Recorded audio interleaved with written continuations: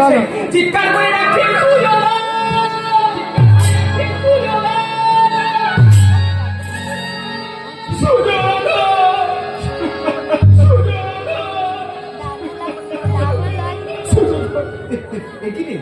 মা, একবার মা বল, একবার মা বলবি না বাবা?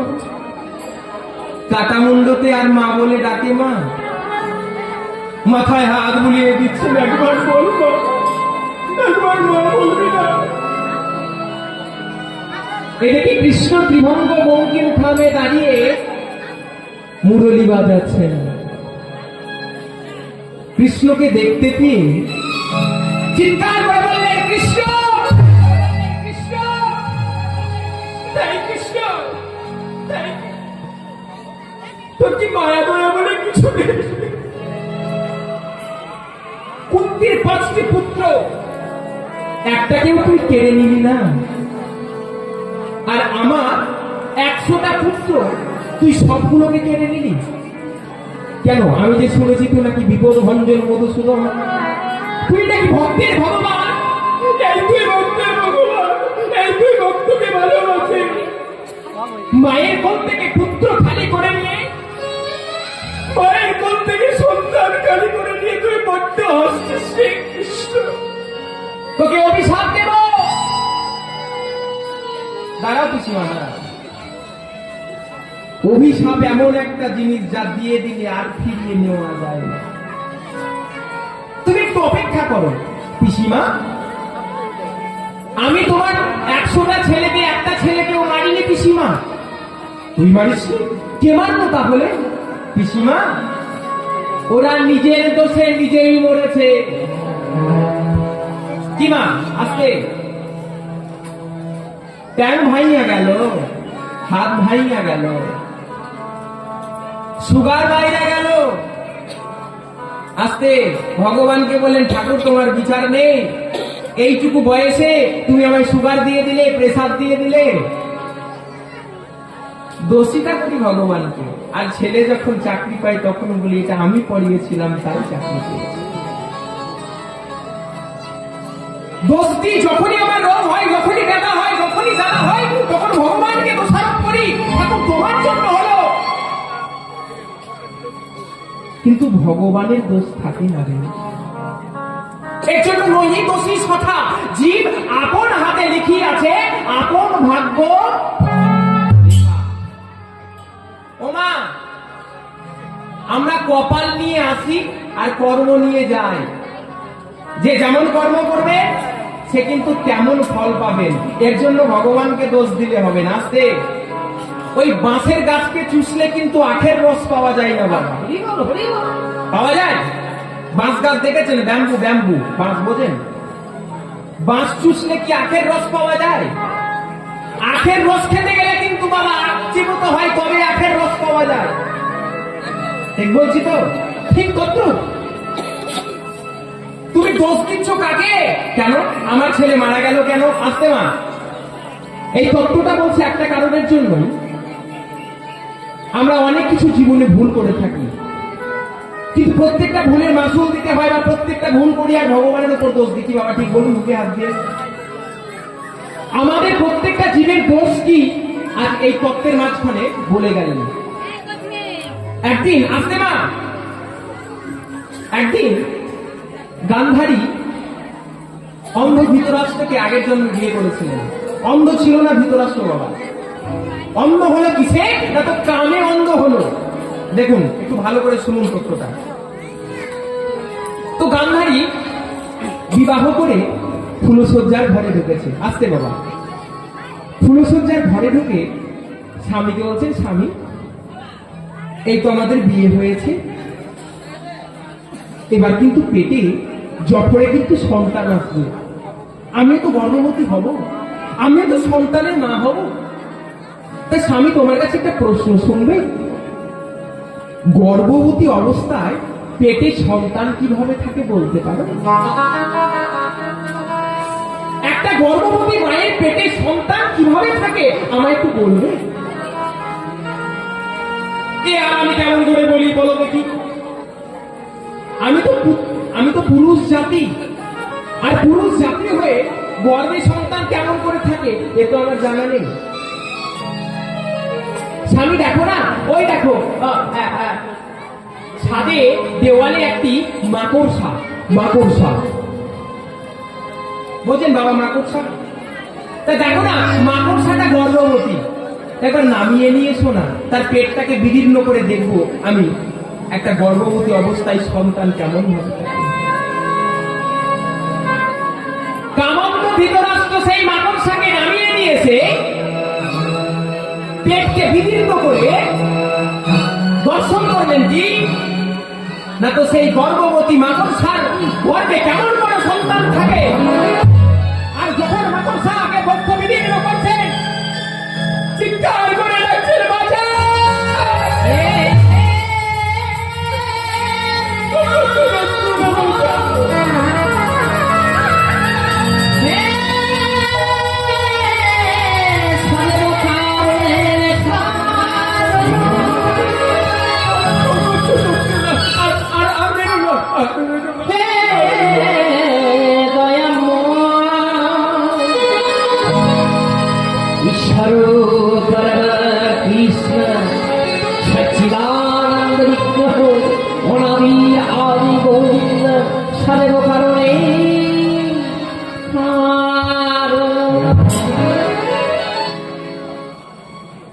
আপনারা এই তত্ত্বটি কেন বললাম, আপনারা সবাই শুনেছেন বৃন্দাবনের কৃষ্ণ যখন ছিল তখনকার গল্প শুনেছেন, কিন্তু অন্ধ ধৃতরাষ্ট্র অন্ধ হলো কি তার আগের কারণটা আমি আপনাদেরকে বলছি। এটা কিন্তু খুব কম গ্রন্থে পাওয়া যায়, আমি খুব কষ্ট করে এই তত্ত্বটা সঞ্চয় করেছি আপনাদের কাছে পেশ করার জন্য। যাক, তো বক্ষ বিদীর্ণ করে যখন দেখলেন যে ছোট ছোট ডিম অজস্র, কিছু বুঝতে পারলেন না, গোড়ালির দ্বারা সেই মাকড়সাকে দললে দিলেন। সেই গর্ভবতী মাকড়সা গান্ধারীকে অভিশাপ দিলেন, গান্ধারী একটা গর্ভবতী মায়ের সন্তান যদি নষ্ট হয়ে যায় তার যে কত জ্বালা, তার যে কত যন্ত্রণা, তোকে পরে জন্ম ভোগ করতে হবে। এই মাকড়সা জন্ম নিয়ে আমি তোকে অভিশাপ দিলাম।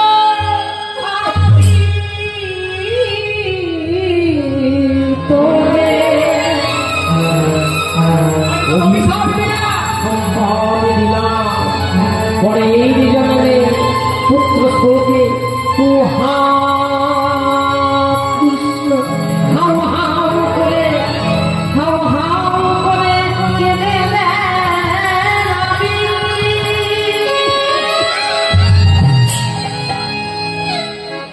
পাপ বাপকেও ছাড়ে না, পাপ বাপকেও ছাড়ে না। আমি করলেও ছাড়বে না, আমার বাবা করলেও ছাড়বে না। বাবা পাপ কাউকে ছাড়ে না। আগুনে হাত দেবেন, আগুন কি বিচার করবে নাকি যে এর মানুষটার বয়স হয়েছে এর হাত পোড়াবো না, আমি ছোট আছি আমার হাত পোড়ানো যাবে না, কি বিচার করবে বাবা? আগুন যেমন কাউকে বিচার করে না, তার কাজ হচ্ছে দাহ করা, ঠিক তত পাপ কাউকে বিচার করে না, যে পাপ করবে তার ফল ভুগতান করতে হবে। আস্তে, আপনারা বিগত অনেক বছর ধরে কীর্তন শুনছেন, আপনারা পণ্ডিত জ্ঞানী, এতদিন ধরে সবাই বলে পাপ বাপকে ছাড়ে না, পাপ বাপকে ছাড়ে না, পাপ শুনেছেন? কথনও আছে পাপ বাপকে ছাড়ে না। আচ্ছা, এটা কি শুনেছেন পাপের বাপের নাম কি? হ্যাঁ, কি গো, পাপের বাপের নাম শোনা আছে? শুনেছেন? আজকে বলবো পাপের বাপের নাম, এই তত্ত্বটা বলবো, তবে আপনাদেরকে অপেক্ষা করতে হবে। এখন শুনবেন, পালাই যাবেন না তো, যে পাপের বাপের তত্ত্ব সই না হইলা গেল, তাহলে আর কেন থাকুন? কি শুনতে চান তো সবাই বাপের নাম? একটু জোর করে বলে, চিৎকার করে, হ্যাঁ শুনতে না? আমার এখানে ভক্ত বাংলা খুব ভালো। বেশ, তাহলে আজ থেকে বলবো আপনাদেরকে পাপের বাপের নাম। মহাভারতের সেই তত্ত্ব কথা চলে যা শুনলে জোড়ায় মনের ব্যথা, আপনাদের কাছে তুলে ধরি পাপের বাপের নাম কি। একজন পড়িয়া আসতে মা পড়তে গেছেন কোথায়? Kolkata university college. চেনেন কলকাতা ইউনিভার্সিটি কলেজ? কলেজে পড়তে গিয়ে দেখছেন কি এক ধাপ করে পড়তে পড়তে পড়তে সে ডক্টরেট অবধি পাস করেছে। বাবার কাছে এসে বলছেন, বাবা আমি উচ্চ শিক্ষায় শিক্ষিত হয়েছি বাবা, তা তুমি আমার কি প্রশ্ন করতে চাও বলো, তুমি যা বলবে আমি তার প্রশ্নের উত্তর দিতেই পারবো, তাই নাকি? আচ্ছা বাবা, অনেক লেখাপড়া তো শিখেছিস, আচ্ছা বাবা বলো। তা বাপের বাপের নাম কি একটু বলতে পারিস? এটা আমার জানতে বড় ইচ্ছা। এই প্রশ্ন বাবা, দাঁড়াও, একের পর এক বই খুলছেন বাবা, লাইফ সায়েন্স, ফিজিক্যাল সায়েন্স, রাষ্ট্রবিজ্ঞান, ভৌত বিজ্ঞান, বাবা খুঁজে খুঁজে বাপের নাম করছে, কিন্তু খুঁজে খুঁজে কোথাও বাপের নাম পাচ্ছে না। ও বাবা দাঁড়াও, এই বিষয়টা হয়তো আমার পড়া হয়নি, একটু মাস্টার মশাইকে ফোন করি, কেন বাদ দিল? তাই হোক। কলেজের প্রিন্সিপালকে ফোন করেছে, হ্যালো মাস্টার মশাই, বলছি যে আমাকে বাবা একটা প্রশ্ন করেছে কিন্তু উত্তরটা আমার পারা যাচ্ছে না, পারছি না, বলে দেবেন একটু? বলো বলো, কি প্রশ্নের উত্তর? যে আমি জানি না, বলে দাও কি বাপের নাম কি? মাস্টার মশাই বলছেন, হ্যাঁ বাবা রে, এটা আমার বাপও জানে না। তোকে কেমন করে বলবো, এটা আমার বাপও জানে না। এটা তো সমস্যা হয়ে গেল, আমি বাবার কাছে হেরে গেলাম, বাপের নাম বলতে পারলাম না, কি করা যায়, কি করি? চারিদিকে খুঁজছে, কেউ কি জানো, কেউ কি বলে দিতে পারো বাপের নাম কি? আমি তার কাছে সারা জীবন দাসত্বগিরি করবো, কিন্তু বাবা কেউ বাপের নাম জানে না, বলবে কেমনে? যা জানে না মানুষ তা জানে ভাগবত, যা জানা নেই মানুষের তা জানা আছে ভাগবতের। হরে কৃষ্ণ বাবা খুঁজতে খুঁজতে খুঁজতে খুঁজতে কোথায় গেল? ওটা গভীর জঙ্গলে। বাবাকে প্রশ্নের উত্তর দিতে পারলাম না, তাহলে এক কাজ করি, আমি আমার প্রাণটা বিসর্জন দিয়ে মরেই যাব। কিন্তু জল তো বড় তেষ্টা পেয়েছে, একটু জল কেউ দেবেন? বড্ড জল তেষ্টা পেয়েছে। এই তো দেখছেন গভীর জঙ্গলে একটা পর্ণকুটির, সেখান থেকে ডাকছেন, কেউ আছেন গো, কেউ আছেন? জঙ্গল থেকে একজন বেরিয়ে এসে দেখছেন অপরূপ রূপের নায়িকা, সারা অঙ্গে যেন জ্যোতি প্রকাশ হচ্ছে, নয়ন দিয়ে যেন ঝলক দিয়ে তার রূপ ঝলকে পড়ছে। সেই ব্রাহ্মণ মশাই দেখে তাকে যেন তটস্থ হয়ে যাচ্ছেন, ভীমা তুমি কে তুমি তন্দ্রা হরণী, কে তুমি বলো তুমি তন্দ্রা হরণী।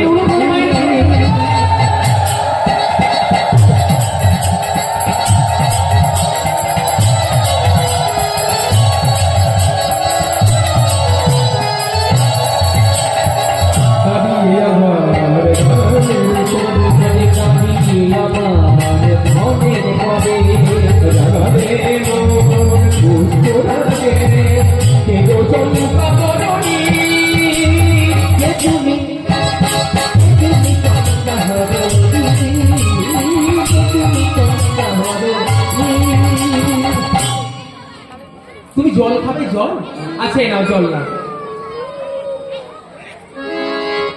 এই শোনো না, একটা প্রশ্ন, এত রূপ নিয়ে তুমি জঙ্গলে একাকি কি করো গো? কি করো? এত সুন্দর তোমার রূপ, হ্যাঁ, তোমার কি পতি নেই? না গো না, আমি এই জঙ্গলে একা আছি কেন জানো? আমি হলাম একটা পতিতা, আমি হলাম একটা বাইনি। একটা বাইজির হাতে আমায় জল খেতে হলো, আমার যে জাত ধর্ম সব চলে গেল। দেখুন বাবা, আমরা যেমন বৈষ্ণব মানুষ, বৈষ্ণব দীক্ষায় দীক্ষিত নি, তখন গুরুদেব বলেন, ওরে বাবা অবৈষ্ণবের হাতে যেন জল গ্রহণ করিস না। অবৈষ্ণবের হাতে যদি জল গ্রহণ করিস, যারা দীক্ষা নেয়নি তাদের হাতে যদি জল গ্রহণ করিস, সেটা হয় কি না তো মূত্র সম। আর খাদ্য খাস, খাবার খাস, সেটা হয় বিষ্ঠা সম। একটা হয় মূত্র সম আর একটা হয় বিষ্ঠা সম। তাই তো আজকে মায়ের বাড়িতে প্রসাদ রন্ধন হয়েছিল, আমার মা খুব সুন্দরভাবে প্রসাদ রন্ধন করে দিয়েছিল, যাক আমরা খুব আনন্দ পেয়েছি। তো তুমি আমায় জল খাইয়ে দিলে, আমার জাত চলে গেল গো। আমায় এক্ষুনি গঙ্গা স্নান করতে হবে। হ্যাঁ, কোথায় গঙ্গা, কোথায় গঙ্গা? ব্রাহ্মণ দাঁড়া দাঁড়া দাঁড়া, আমার মনে বড় বাসনা জানো, আমার বাড়িতে তো বৈষ্ণব আসে না। বহু ভাগ্যের ফলে বৈষ্ণব আসিয়া মেলে, কোনদিন তো বৈষ্ণব সেবা দেওয়া হয়নি। তা তুমি যখন এসেছো, হ্যাঁ, আমি তোমায় একটু খাওয়াতে চাই, একটু বৈষ্ণব সেবা দিতে চাই। কি একটা বাইরের হাতে জল খাওয়া পর্যন্ত পাপ, আর তোমার হাতে খাবো কিনা ভাব। ছি! শোনো না, এর জন্য তোমাকে শুধুই খেতে হবে না, এর জন্য আমি তোমায় 2 লক্ষ স্বর্ণ মুদ্রা দেব। তোমাকে তো গঙ্গা স্নান করতেই হবে। সেই পড়িয়া মনে মনে করলেন, তাই তো গঙ্গা স্নান তো করবই। তাহলে এক কাজ করো, ভাতটা খেয়েই নি, রান্না করো, বেশ রান্না করো, খেয়েই। রান্না করে আলু সিদ্ধ, রান্না করে সবকিছু মিষ্টান্ন, পায়স, শাক রান্না করে বৈষ্ণব সেবা দিচ্ছেন। হ্যাঁ, দেখবেন না বাড়িতে বৈষ্ণব এলে আপনারা কি করেন, যত সামর্থ্য সবকিছু করেন না, ঠিক তাই করেছে বাবা। হ্যাঁ, বুঝলেন? এবার যেই না দিয়েছেন একটু ধূপ প্রদীপ জ্বালিয়ে মুখে তুলতে যাবে, হাত খানা করেছেন শুধরাতে। হ্যাঁ, হাত ধরে গেলে খেতে না। আগে আর একটা মনের বাসনা, আমি তো শুক্রানি, আমার হাতে তো কেউ খায় না, আমার মনে বড় বাসনা তোমার মতো বৈষ্ণবকে যদি আমি খাইয়ে দিতে পারতাম। কেমন কায়দা দেখেছেন বাবা? হ্যাঁ, এই শোনো শোনো, তোমার মতো ওই শুক্রানির হাতে আমি খাবো। আজকে শুধুই খেতে হবে না, এর জন্য আরো 2 লক্ষ স্বর্ণ মুদ্রা তোমায় দেব। তাই তো গঙ্গা চান তো করতেই হবে, 4 লক্ষ স্বর্ণ মুদ্রাটা পাওয়া যাবে। তাহলে এক কাজ করি, আমি খেয়েই নি। বাবা একটা একটা করে ডিমান্ড বাড়তে যায় আর টাকাও বাড়তে যায়। তাহলে দাও শুদ্রানী, তোমার অর্থগুলো আমায় দাও। 6 লক্ষ স্বর্ণ মুদ্রা বেঁধে নিয়ে বাড়ির পথে চলল। বাবা পাপের বাপের নাম জানা হলো? কি গো, জানতে পারলেন? সেই সূত্রানি ডাকছেন, আগে আমি তো দেহ ব্যবসা করি, তাই তো এখানে জঙ্গলে থাকি।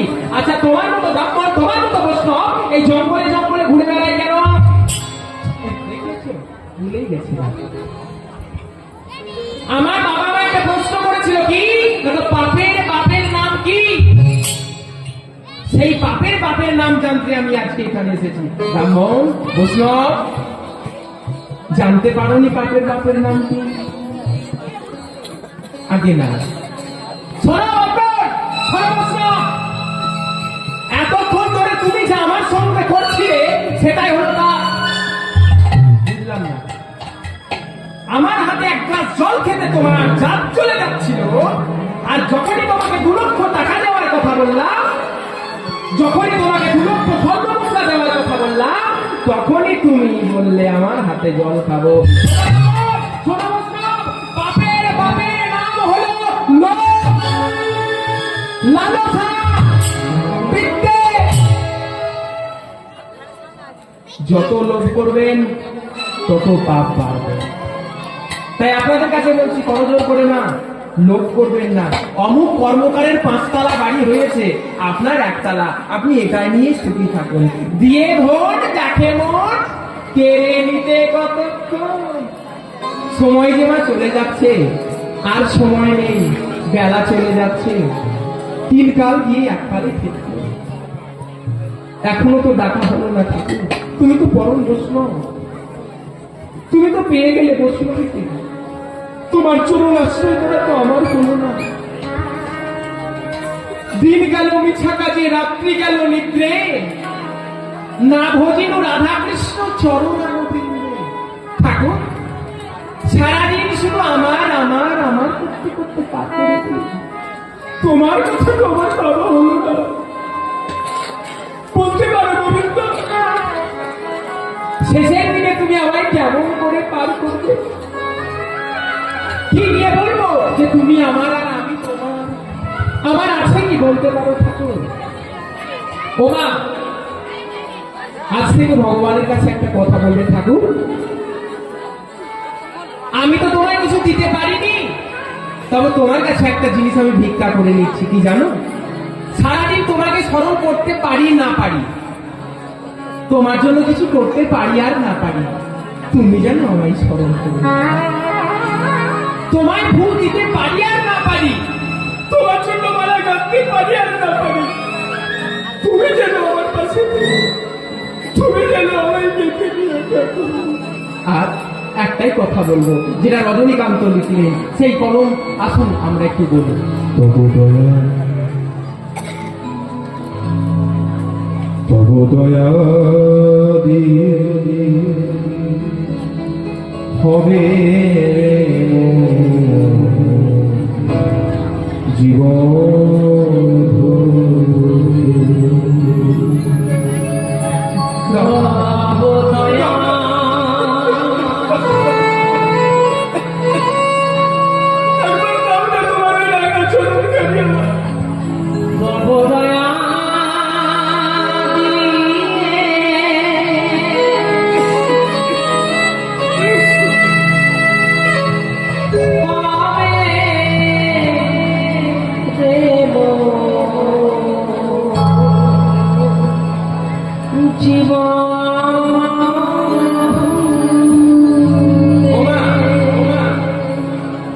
ভগবানের জন্য পুজোর ডালি নিয়ে যাই, দেখবেন তাতেও নাম লিখে দিই, অমুক কর্মকারের, অমুক দাসের, অমুক মানে দিই না বাবা। পূজার ডালি দিচ্ছি ভগবানকে, তবু আমি আমার নাম লিখে দিচ্ছি। ঠাকুর, আমি তোমাকে দিলাম, তবু আমি আমার আমিত্বটুকু ছাড়তে পারলাম না। দিলাম তোমার, কিন্তু সারা জীবন শুধু আমার করে বললাম। কিন্তু ঠাকুর, আজকে দেবো জানো পূজার ডালি, ওই এনে দেবো না, ওই বাজার থেকে ফল মূল মিষ্টান্ন, তবে দেবো কি আমার জীবনের সেই প্রত্যেকটা শ্রম, প্রত্যেকটা নয়ন জল আমি তোমার চরণে তুলে দেব। হরি বল, হরি ঠাকুর, তোমায় দিতে পূজার ডালি বেরিয়ে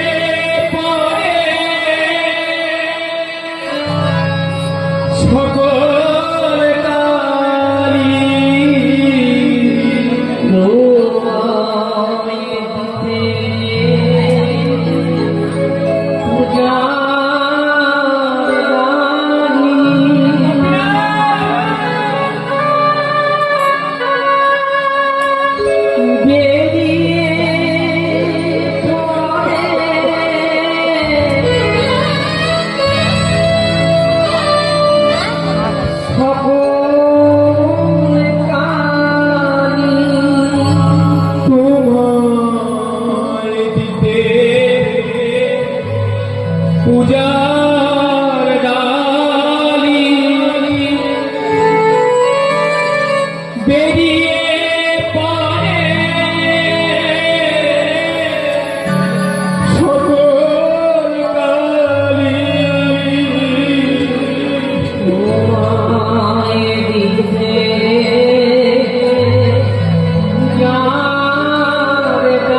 তোমায় দিতে পূজার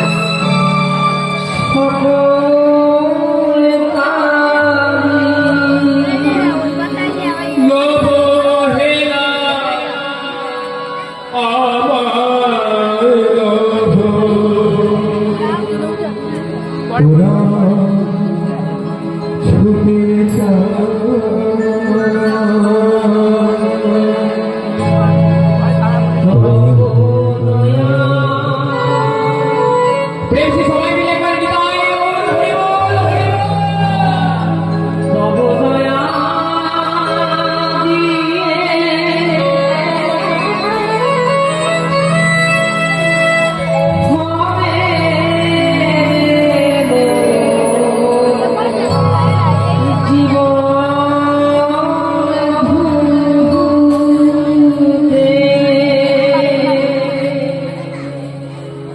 তোমার করুণা ছাড়া আমার জীবনটা বৃথা। যার জন্য এসেছিলাম। আচ্ছা মা, মাতৃগর্ভে যেদিন হেডমুন্ড ঊর্ধ্বপদ ছিলেন সেদিন কি কথা দিয়েছিলেন জানেন বাবা?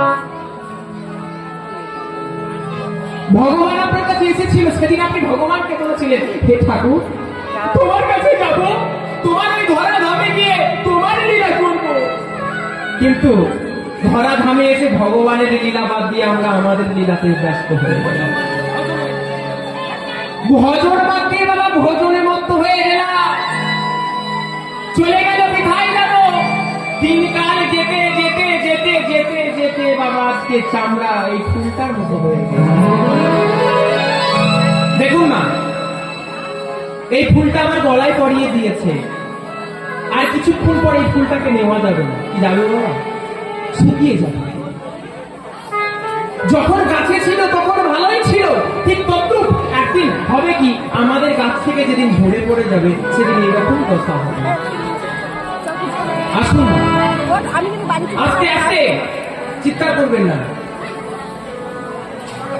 আমরা এমন একটা লীলার মাধ্যম দিয়ে যাব যিনি একটা সূত্রাণী হয়ে, একটা বাইজি হয়ে ভগবানকে পেয়েছিলেন। আমরা সংসারে যা করি, আচ্ছা আমি কেন গাইছি লীলাটা?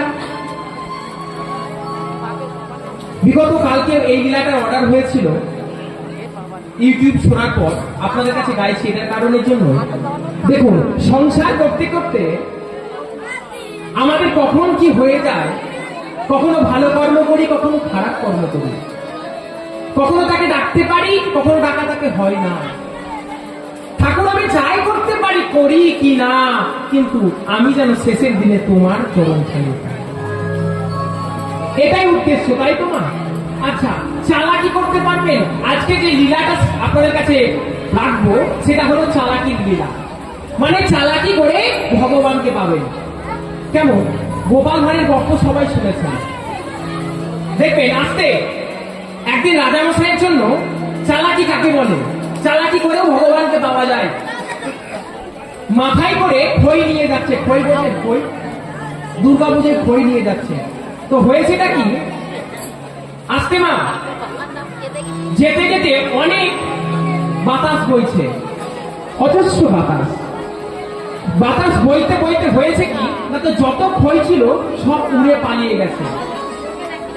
মনে মনে করছে রাজামশাইকে তো খই আমার দেওয়া হলো না, না হলো আমার খাওয়া, না হলো রাজামশাইকে দেওয়া।